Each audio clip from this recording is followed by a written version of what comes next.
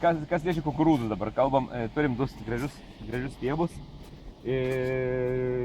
Jis abu vienodai gražus yra. Čia buvo nenaudotas preparatas, aišku, jis yra šiek tiek aukštesnis ir ne dėl to, kad nenaudotas ar naudotas, bet dėl to, kad turbūt dirvos derlumas, natūralus dirvos derlumas buvo didesnis, kur tas ilgesnis augalas yra. Va, burbuolis ir čia dvi yra, jos tokios, kurios jau gali, tikrai ir antroji gali išsivystyti pilnai. Čia viski trečioda gal išlindus, bet tai, na, aišku, bus ne. Ir čia trečioda išlindus. Analogiškai, praktiškai tik tai ūgis skiriasi jų.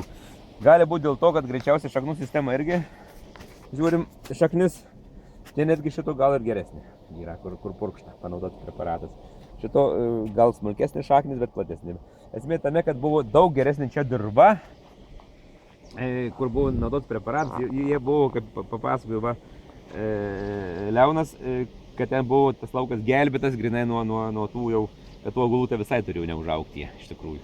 Tai va dėl to gal ir tas augalas yra ir žemesnis ir ta dirva buvo ten gal ir užplakta. Aš nemačiau, pats negaliu komentuoti šito, bet vienu žodžiu remiuosi pasakojimais. Žemės derlumas mažesnis ir aplamai buvo sąlygos iš pavasario dygimo sunkios tiem kukurūzam, dėl to jie ir... Bet va, burbuolis vis tiek yra išgelbėtos, gali būti, kad dvi tikrai jos subręs. Taip kad poveikis yra šioks toks, vis tiek į teigiamą pusę.